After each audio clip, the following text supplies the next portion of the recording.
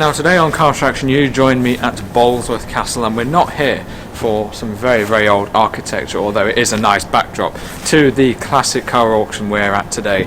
There is some very nice metal here. It's the Hampson Auctions are organising this weekend's classic car auction. It's one of the preview days today, so I'm going to be having a look around at all the cars, and as someone who in maybe a year, just over a year, will be looking at buying their first enthusiast car, be it a classic car or a heavily depreciated 90s or 2000s quite cool car, it's going to be interesting to see what sort of things will be in my theoretical price range, and also some of the nicer cars, some of my maybe achievable dream classics. There's so many cars here, there's loads lined up out there. We've got maybe some of the star cars of the sale here, and it's just going to be really interesting to have a look around at the auction preview of this, the Hampson Auctions, as I said. And without any further ado, let's get going, because there are some really interesting cars here.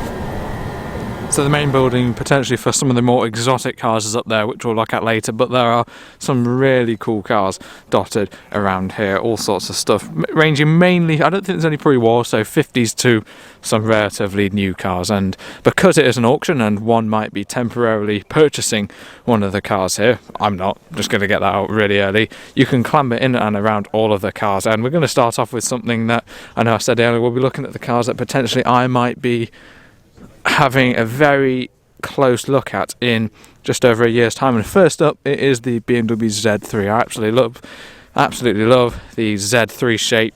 This car is almost the perfect car for me if it wasn't for one thing. The reasons it is the perfect car for me, it's a 6-cylinder classic roadster set over the rear wheel, 6-cylinder 2-litre. This one is 150 brake horsepower, this car, and the interior is equally lovely. So this car is almost perfect for me. But the reason that I don't think this car will get mega numbers, I think this is going to go for very little, to be honest, is it isn't automatic. And of course I would never buy an automatic Z3. The whole point of the car really is to buy a manual gearbox, because one wants to shift one's own gears. So we'll look at the interior of this one. It is a fantastic interior, it really is. So we'll just hop inside this one, and if it wasn't for that, I could have bought this car if it came up for sale in a year or two's time. But it's such a clean car, this one, and being an auto, it's hardly ever going to have been ragged as well. It's just such a shame for someone like me, but it is a brilliant example of an automatic Z3. If you want a little easy to drive auto sports car, this is the car for you. So yeah, that's such a great original unmolested car, but for someone like me, I'd just never buy an automatic one. So it'll be interesting to see how that one does. I don't know whether Hampson Auctions post the results of the auction. If they do, I'll try to give you a couple of numbers. Another 90s sports car, heavily depreciated now, like £2,000 or something, is the MGF. I wouldn't have one of these. They're quite awkward to work on with the mid-engine. I know a few people who have them and they really rate them. They're quite an affordable way, I guess, to easily spin on a roundabout, if that's what you want to do, because they suffer quite a lot with lift-off oversteer. They're quite leery, actually, I think, because all the weight's at the back, which is a bit of fun if you like leery cars, which most people do. But for me, they're just quite difficult to work on, so that wouldn't be for me. And we got another depreciated 90s sports car / coupe, the Fiat Coupe. For me, just, I don't know why really, I just prefer the lower down style of the sports cars like that Z3. When you sit in that car and look over the bonnet, it's just a brilliant view, and a view that you wouldn't think you could get for just £2,500, especially with a 6-cylinder engine. Now there are a couple of interesting cars over here we'll have a look at. Got an MG Midget rubber bumper, but this Triumph GT6 is an interesting car. This is estimated at £10,000 to £12,000, which doesn't sound crazy for quite a nicely sorted GT6 Mark III. And this car originally had a 2-litre straight-six engine, plenty engine for the car really, but this one has been retrofitted with a 2.5-litre version of the same engine. So it's just got that little bit more power, a little bit more torque. The GT6 was never sold with the 2.5-litre Triumph inline 6-cylinder engine, but this one has had one put in. I've actually already been in this car, but we can go in it again because I think it's a lovely place to be inside this. I know a lot of people don't like Triumph 1970s quality for their interiors, but this is in really nice condition. 4-speed gearbox, actually quite a reclined driving position, very sporty car feel. Fantastic view over the bonnet. Lovely place to be. I've ridden in a GT6 a couple of times, but I've never sat in one until about 4 minutes ago. But this, with a 2.5, really lightweight car, would go really well and would sound absolutely brilliant. But it's a very compact interior. It's a very nice place to be honest. Really quite comfy seats. Nice wooden rimmed steering wheel as well. That's going to be a really good car for someone. This car will be interesting to see how it does. It's also interesting to see how diabolically bad the footage will be while I'm trying to get out of these cars. But it's had some modified wheels put on it as well, and a modified streamlined mirror, which I think would look quite good if it was in a different colour. But that has real potential. Looks like a modified exhaust system as well. They're usually central. I think they're usually central, although that might be standard, I don't know. But it would certainly make a lovely noise, that car. Now there are two Jaguar Mark II 3.8 manual overdrives in this sale, and this is the first one we'll be looking at, lot 19. I believe this one is estimated at £15,000 to £18,000, and while not a car that I will be affording anytime soon, a Mark I or Mark II Jag is very much an achievable dream old car for me. I absolutely love these things, and this looks like quite a presentable one. I'm not sure what that exhaust is. I really don't like that at all, but it looks a good car. Apart from that, chrome wires, I'd have them painted body colour.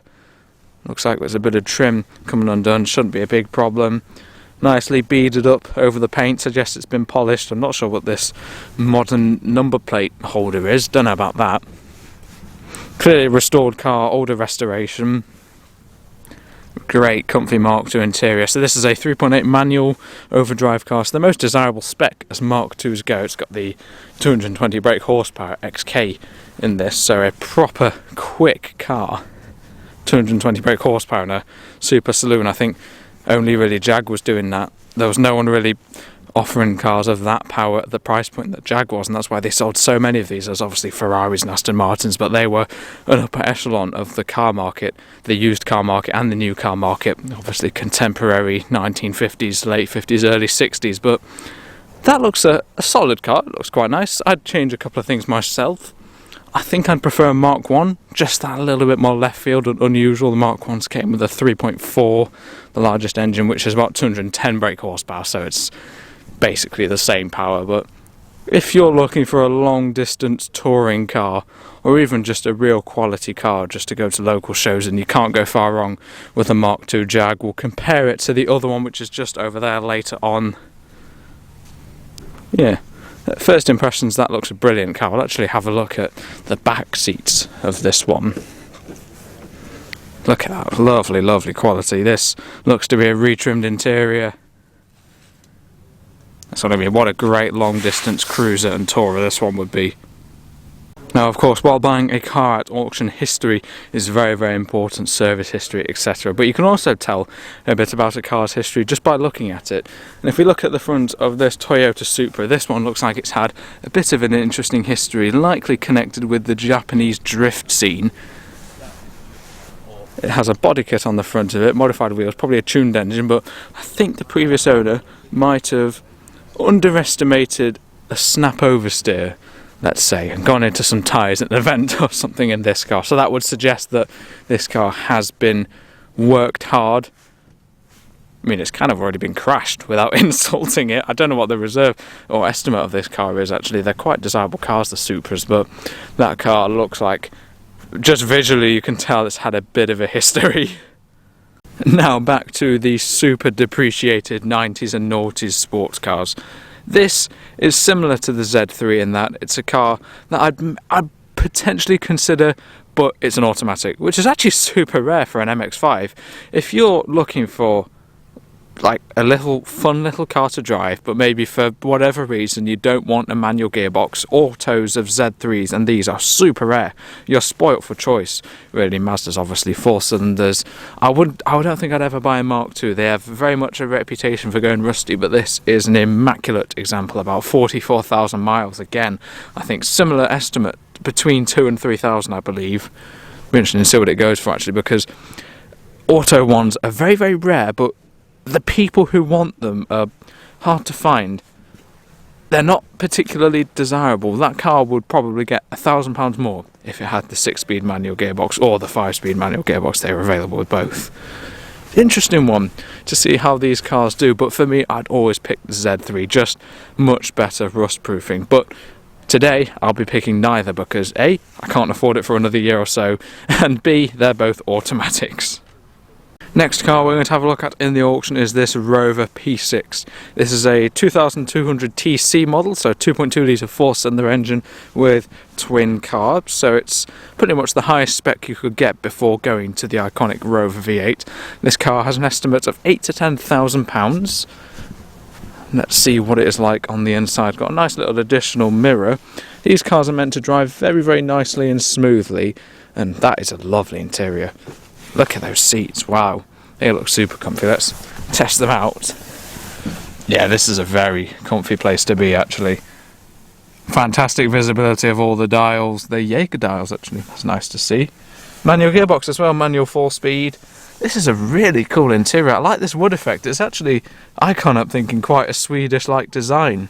Don't know why, I'm just getting those vibes from this, but it's a really cool cabin. As I said, I've never been in one, but if you want a long-distance 4-seater that's not a Jag Mark II, a little bit later, a little bit better on fuel, this is a good option. Good enough power with the 2.2 with twin carbs, and it's a great interior. This is such a cool interior. That's why I love coming to these auction previews. You get to have a look and really sort of experience the cars, and that looks like a really solid car for someone. Whether it'll get to 8,000, I don't know. I can't help thinking personally they're not quite that level. It will be interesting though. And this is sort of kind of a car I could be quite interested in, although I couldn't afford an XKR. XK8s of this shape are stupidly cheap. They're like 3,000, 4,000 will get you in a perfectly nice XK8. The only thing against them is that they're all automatic. And it's the sort of car that makes sense to be auto, but I'd always want a manual. But this one is a proper car. This is a XKR, so it has a supercharged 4.2, I think, V8 engine producing silly brake horsepower, like 390 or something mad like that. This looks a super cool example. Look at those BBS wheels and Jaguar brakes. And this car is still an absolute steal. I believe it's £8,000 to £10,000 estimate, but I want to sit inside this one and experience the interior, because the interior, yeah, it's interesting. See how those windows do that? Oh, my reflection's in there. It's probably not the best reflection in the world. See how the window does that? Hopefully you can see that. It just winds down as you open the door, and then it just kicks back up as you close it. But the interior of this car is identical to the standard spec XK8, and we came in our XJ8 today actually, so it's quite a similar space really. Similar style, slightly different shape, very different dash. Similar in style but very different in shape. This is meant to be a Spitfire wing, Spitfire World War II plane. And actually, I thought it'd be a really good view over the bonnet, but you can't even see the view over the bonnet. When I was in the Z3 and GT6, you could really see the pronounced hump of the bonnet, and I love that. But in this, the front drops away a lot actually, and I've not sat in one of these before. You have to really, yeah, even with the camera, can barely even see it, which is actually a bit disappointing. I'd like to see a bit more of the bonnet, because in our XJ, which is a much flatter car, you get a great view of the bonnet, but the XK, I didn't realise it goes down that much actually, and I'm very much into car interiors and the view over the bonnet, so yeah, I think I'd always prefer a Z3, and also because you only get automatics in XKRs or XK8s. Quite a famous one on Drive Tribe, the YouTube channel, they manual swapped one of these XKRs I think, and it's a wicked car, but it's a lot of work. It's still a lovely interior, but I'd like a better view over the bonnet, but I am being very, very picky. Yeah, it's really interesting. I've forgotten how these windows like wind up for like the last bit. But what a brilliant looking car, and still an absolute bargain at anything around 8,000 for an XKR. Now, if we're talking about depreciated luxury, it doesn't get much more depreciated than this. A Bentley Continental Flying Spur. There's no reserve on this car. There's no estimate, so we don't know what it's going to sell for. I imagine it will be a lot less than you think. It's an incredible car, really. I'm not saying I particularly like it, but it's just an incredible amount of car for the money that I think it will sell for. I don't know them, but maybe under 10,000. I don't know. Let's experience the depreciated luxury. Wow, look at that for a properly cool interior. Okay, I might not be a huge fan of the long wheelbase on the outside, but once you step inside this, you're in a universe of luxury. Look at those seats, the Bentley trimming. The owner who spec'd this one out with these colour of seats has very good taste. We've got to take the opportunity to sit inside this, and it is absolutely worth it because it's just gorgeous. Got the little Breitling clock there. Breitling have always had a partnership with Bentley. Beautiful knurled gear lever, obviously an automatic gearbox. Good view over the bonnet once again. Not a huge hump like the older cars, but still very nice. And just look at this interior through the rearview mirror. We even got overhead sort of switch gear, which is really cool. And what a centre console that is. But it'll be really interesting to see what this car sells for. If you want to look extremely wealthy on a budget and have something that is of extreme quality for probably not a lot of money, this is the car for you. The interior is insane in this car. It'll be really interesting. It'll be really funny to buy something like that actually and just waft around in it because it's just brilliant. I mean, see the sort of back of the interior, it's just stunning inside. Look at those seats. What a stunning car. That'll be really interesting to see what that slice of crew quality will be changing hands for. No reserve. Now we're back onto Z3 BMWs. I think they're fantastic looking cars. That is the automatic 2 litre, 150 brake horsepower. Just beyond the Chrysler 300C, we find a BMW Z3M. This is this is a proper car. 321 brake horsepower, 3.2 litre straight 6 engine. Basically a Z3 on absolute steroids. Just an incredible car. Wider flared arches, obviously just the hot engine and different styling cues. Absolute weapon of a car, really.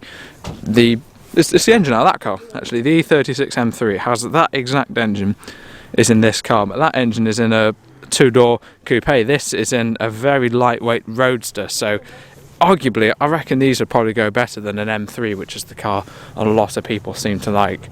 The interior is very similar to the likes of the Z3 2 litre we saw earlier. There's just a few design cues which set this one apart. This one is a very nice interior spec in black and blue. Still got the same gearbox, very similar view from the inside of the car to be honest, but probably twice as quick. Absolutely incredible car, and also quite different styling around the back with those twin exit exhaust pipes. Just a wicked looking car, I think. I love that.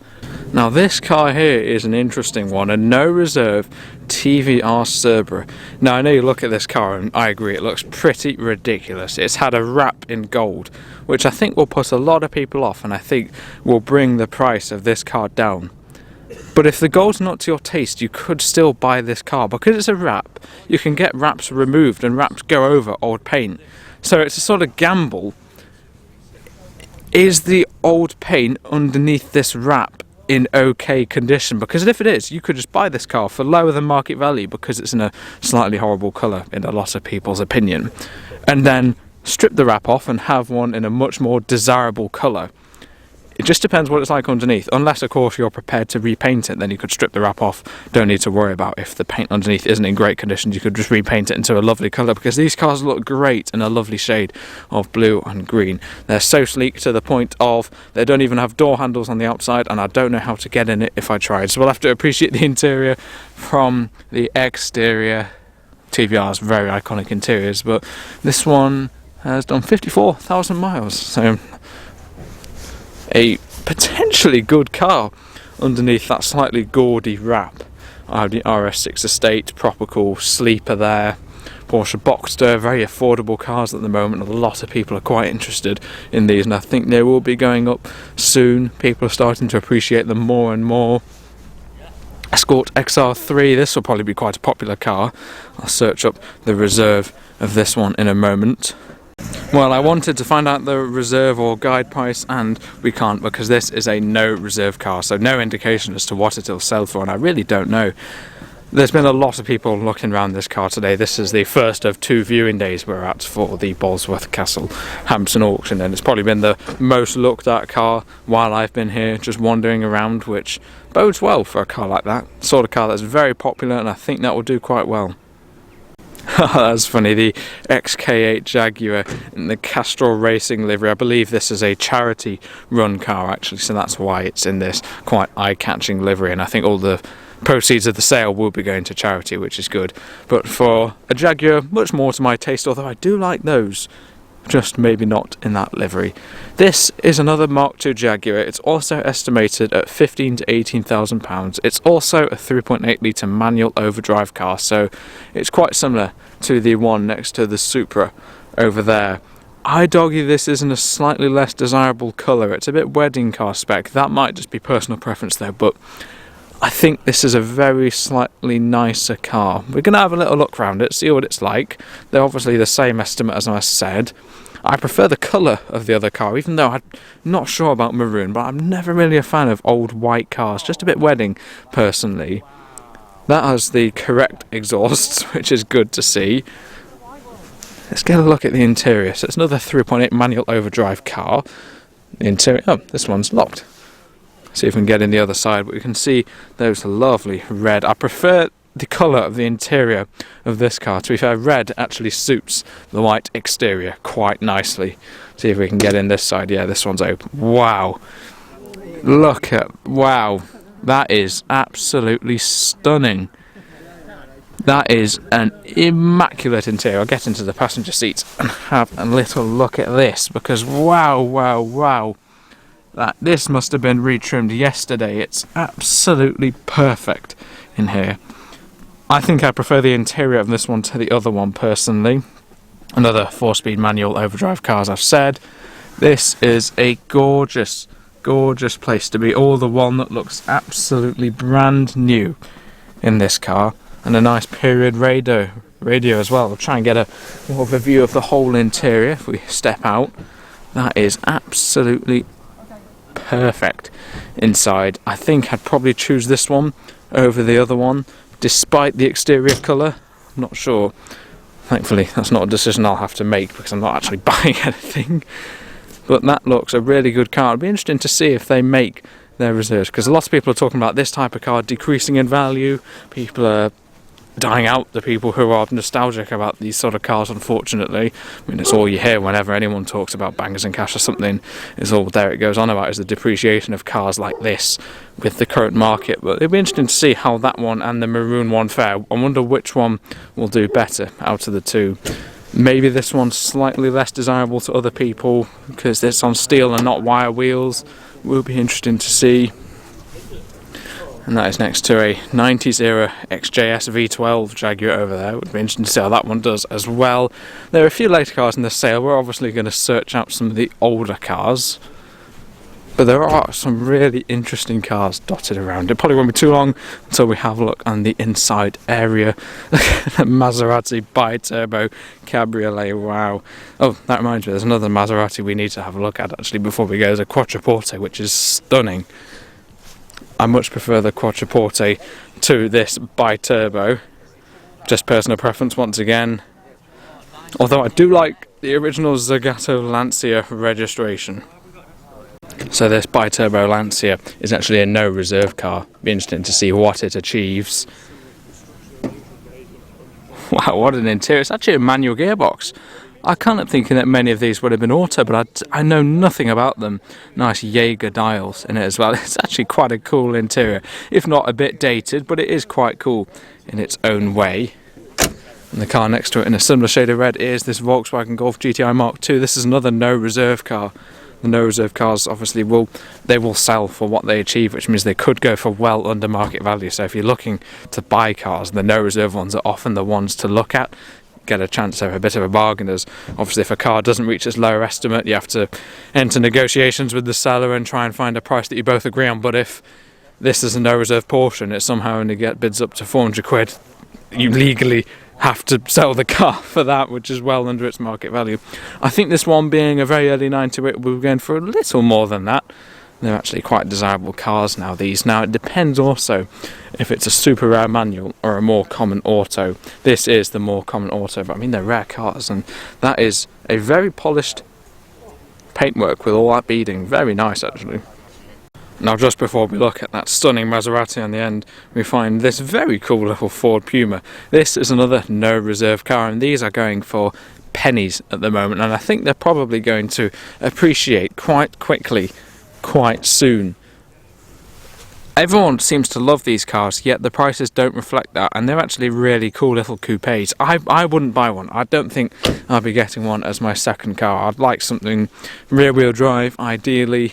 They're meant to drive really well, but I want to get out of front-wheel drive as soon as possible, really. It's kind of fun for handbraking and stuff, but I just want to get into something rear-wheel drive, and I don't think I'd take on an old Italian giant like this Maserati, but what a car for someone this is. It will be really, really interesting to see what this sells for. This is depreciation at its finest. A Maserati Quattroporte. I have no idea what these were new, but like the Bentley, it will have been a lot more than what it will sell for today. Struggled to get the door open there. I've actually already been in this one, but what an interior. It's a fantastic Italian GT with horrendously high running and maintenance costs, but this will go for very, very little of what it should really be. It's a Ferrari engineered V8, and if we step inside this beautiful interior, it's just a lovely, lovely car. We are actually allowed to start up all the cars today. It'd be interesting to start this one up, but I won't. It's a really cool interior. Being a Quattroporte, quite a practical four-seater car, really. It's a paddle shift, which is a little bit complicated, but these things are known to be really right dinosaurs. They're quite unreliable, you could say, and that's why they have depreciated so much. But that door didn't shut properly there. There we go. It's 2005, I think this car is, so it's 20 years old now. This one is a fit example. It's 60,000 miles and a lot of service history, so if you're going to take on an old Italian unreliable giant, I'd make it this one in front of me, but that has potential to be a fantastic car, but also a financially ruining car. But it is, I mean, if you're looking for something like that, it is a tempter. Now, this is another car that's sort of similar for me to the BMW Z3. I'd quite like it if it wasn't an auto. This is a 525i M Sport E39 BMW. I'm quite into these old BMWs, actually. They have brilliant engines, but it's just I wouldn't have an auto. I want to shift my own gears. I understand this is a sort of car that I think most of them were automatics, but I just like shifting gears, and that with a manual gearbox would be really good. Super quick car, quite good power from the 2.5 litre, I believe, straight six engine up front. I wouldn't buy this one though, even if it was a manual. It looks very low at the front. It looks like it's sagged on its suspension. I don't know what the mileage of this one is. I imagine it's a little bit, well, probably quite a little bit. It just looks a little bit low and a little bit just like it's starting to corrode. Maybe where it's been repaired in the past, or maybe it is for the first time, I don't know, but it's just too low at the front. That's just wrong. It's not like it's been lowered for style, it's just wrong. See what the interior is like of this one. As you can see, only two pedals on the floor, unfortunately. If this was a manual, it would be a lot more successful in this auction. It would have a lot more potential buyers. It has potential to be a good car with a bit of fettling. I believe it's a no reserve, so it'll probably go for next to nothing. But it will be interesting to see just how much. Because with a manual gearbox, even in this slightly tired condition, it's probably still an almost £3,000 car, just because it's rare with the manual gearbox. But the more I look at it, it just looks that little bit tired. Little bit of bubbling there. I'm not sure what these spots on the bonnet are. I hope they're not permanent, but it's just also not for me, unfortunately. Now, I know I quite like all these 90s and noughties sports cars. I wouldn't have a Toyota MR2 for the same reason as an MGF. I don't want to spin out every roundabout I encounter, and also I wouldn't want to do any engine work on these because they're wedged back here, same as the MGF, and TF's really super hard to work on from what I hear. And they're really good cars. I know that loads of people who track these, daily these, and they're good cars. And this is a very fit example. It's quite a low mileage one, estimated at £2,000 to £4,000, which it looks visually a really good car for that sort of money, especially if it's towards the lower end of that estimate. I just wouldn't have one. They have a huge reputation for spinning out all the time. Yeah. Nissan Skyline over here. Now, just like the Supra, I think this one's had a bit of a drifting history, because as you can see, it has had an unpainted bumper put on the back of it, which would suggest that the previous owner tried to do a slide, overcooked it a bit, clouted something, and has just put that on and hasn't had time to paint it before putting it to auction. It's a pretty ridiculous body kit, to be honest. What is that sort of skirting there? That's mental. These are very desirable cars. I believe this car is still estimated at about £20,000, which for me, I'd always have that Z3M as a similar sort of car over it. Well, not similar at all, but similar era sort of car, similar price point. Desirable with a manual gearbox. And the next person who buys this will probably do similar things and drift it because it has a drifting history, but it just suggests that the previous owner has worked this car very, very hard. Now this is a car that I'll be watching its results very, very closely because this is proper cool. This is a BMW Z4, but it's an Alpina edition, so as opposed to the usual 2.5 litre straight six you get in these, you can get several engines, 2 litre 4 cylinders. This has a 3.4 litre straight six engine. I don't even know how that fits in the front of it.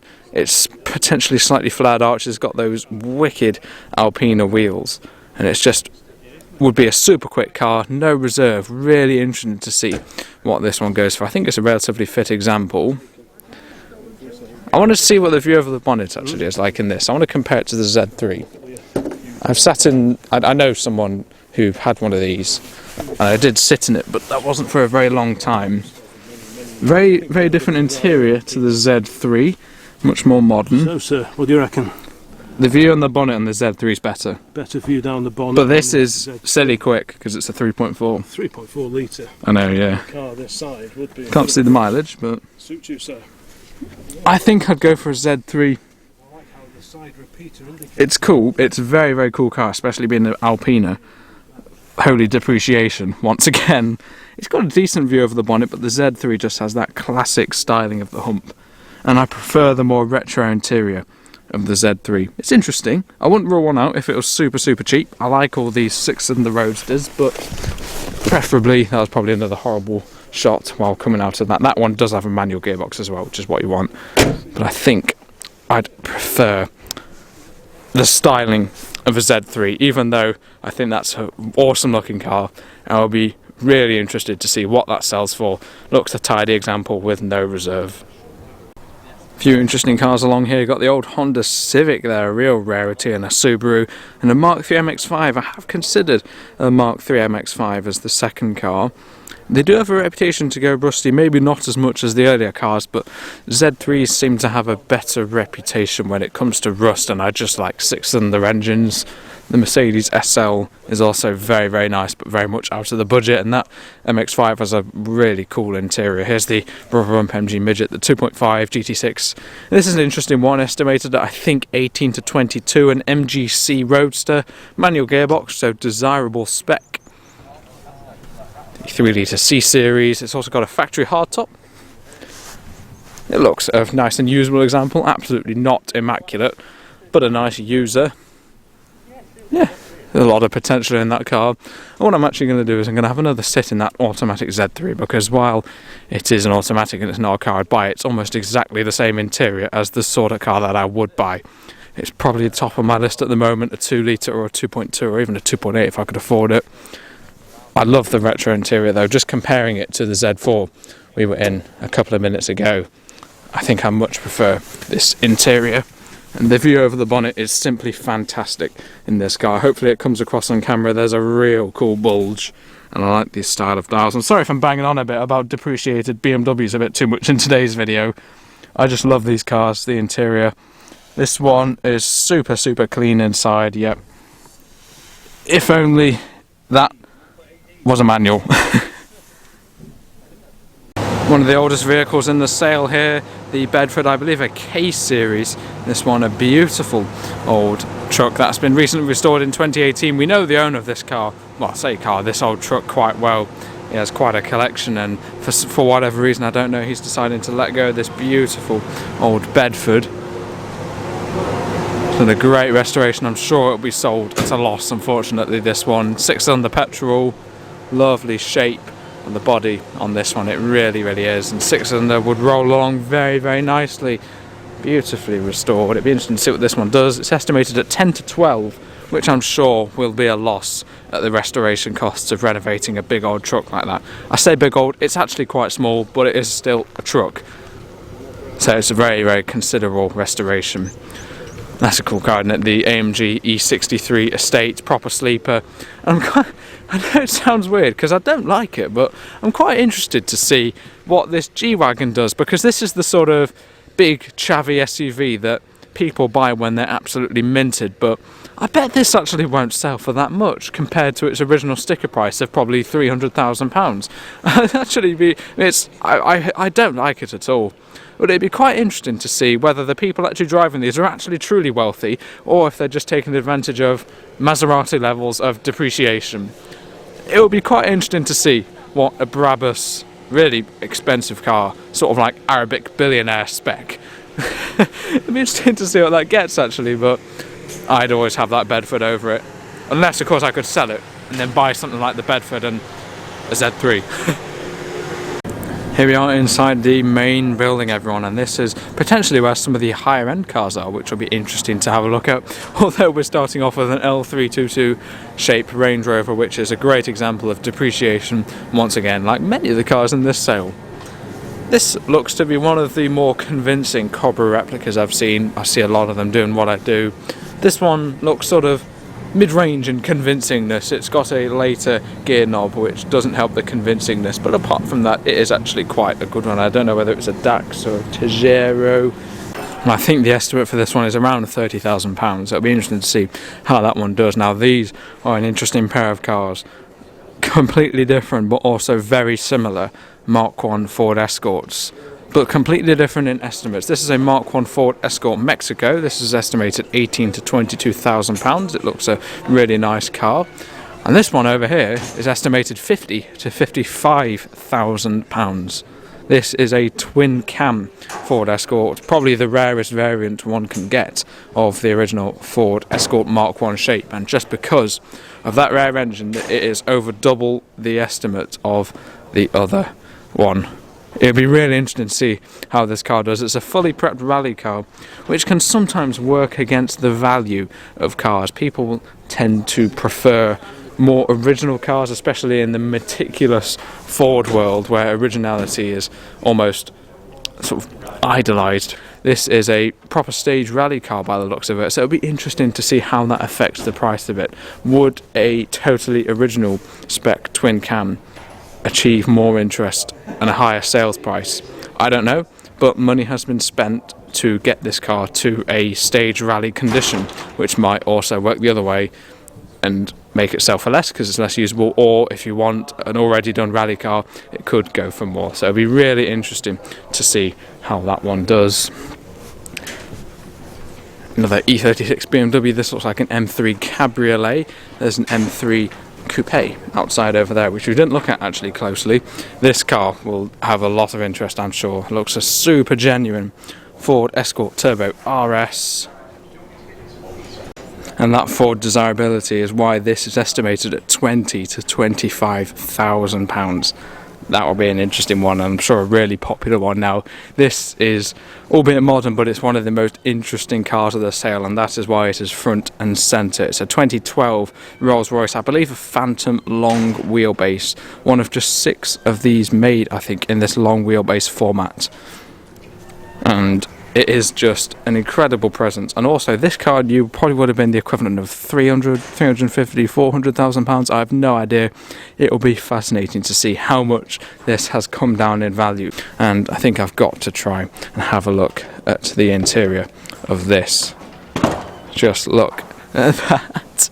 This is luxury on another level. We thought the Bentley Flying Spur interior was pretty lavish. Well, this is just on another level, really.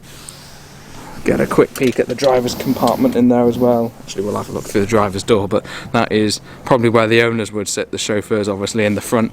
These doors are absolutely huge, so thick, really chunky handles as well.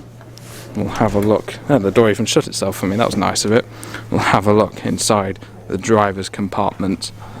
What an incredible place. I mean, the chauffeur doesn't do bad for himself either.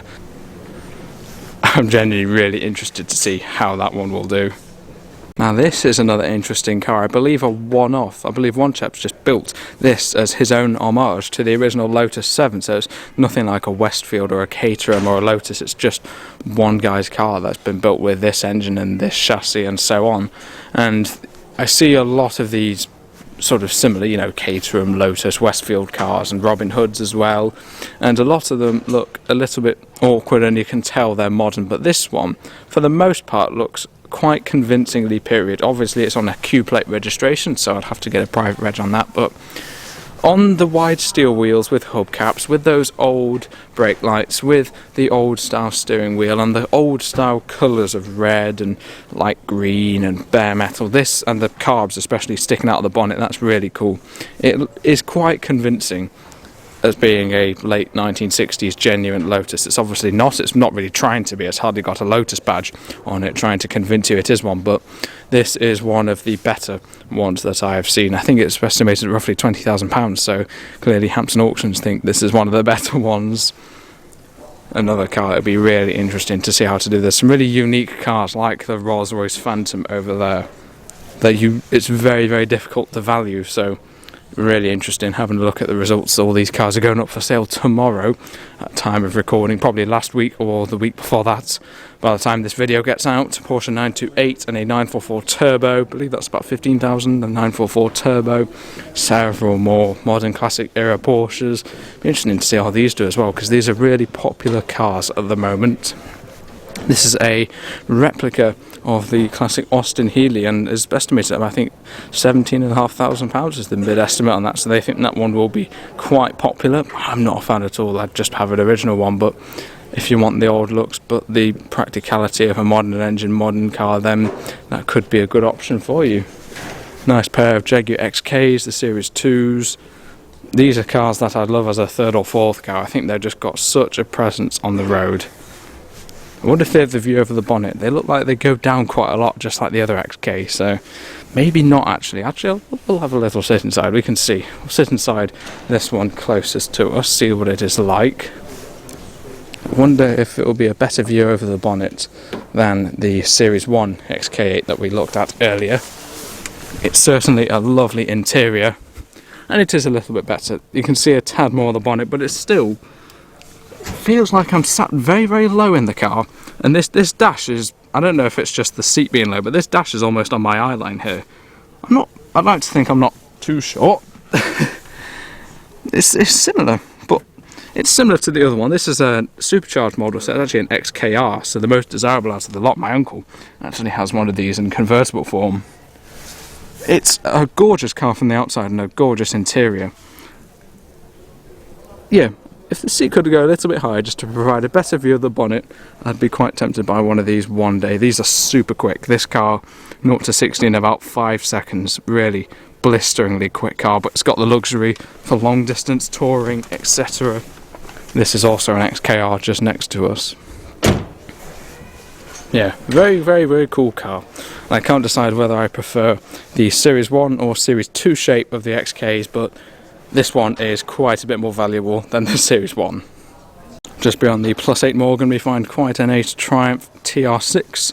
Tell you what, this is a bit of precise parking, isn't it? Look at the back of this. Wow, it might have been pushed into place to be fair, but hats off if someone's backed it into there. I have a feeling this was a no reserve car, but if I had to value it, it'd be about 10 to 14 or so. TR6s for a long time were about 20, which is pretty ridiculous really for such a mass-produced car. I think they've softened a bit since then, so it'll be interesting to see how much they've softened and what this one sells for. It looks a very tidy, usable example, not immaculate at all. Sure the owner won't mind me saying that if he's watching it, but a nice, usable car. One of the faster cars in the sale, probably especially around a tight and twisty track like the Nürburgring, is the Lotus Exige S over here. That looks a very nicely sorted car. And coming towards the end of the walk around, we find this Aston Martin V12 Vanquish from 2013. This is a very well maintained example and is estimated at £45,000 to £55,000, which is a lot of depreciation for a car like that. This car new was just under £200,000, I think, and that was about 12 years ago, so it's not even that old, and it's quartered in value. That is, and I don't even know what it'll sell for. It could go over the estimate, it could go for well under, and obviously won't sell because it has a reserve. But it will be interesting to see what a 12-year-old Vanquish Aston Martin is worth, being 12 years old. See how much lower it is than the sticker price and a very smart trio of Mini Coopers. I also hadn't realised that this L322 shape Range Rover is a 4.4 V8, so desirable spec, and there's an interesting history with George Michael, who owned this exact car. Now this will be interesting to see how it does, because these actually are surprisingly unvaluable, these shape. You can probably get a semi-decent one for £3,000 to £4,000 to £5,000 if it's a V8. There's slightly more than that probably. This one looks a bit suspiciously low at the front, probably air suspension getting a little bit tired, but with that sorted, these look a lot more than what they're worth, really. And with George Michael history, it'll be interesting to see how that one does, how much it affects the end result of this one, just because some famous bloke used to drive it around. I think we're probably coming to the end of our auction walk around. Do let me know what you thought of the auction, the lots and entries in it, what you think of the cars. There's definitely some cars that I would be slightly interested in a couple of years' time. That Z3 is such a nice car, but it just has the wrong gearbox, which for me is such a shame, but it's not like I can afford it now, and YouTube would need to get a few more views than it does if I wanted one any time soon. But do all that and check out the channel homepage. I'd like to do more of these auction videos actually. Cheers to Hampson Auctions for letting us have a poke around on the viewing day, and we'll see how all the cars do. Thanks for watching.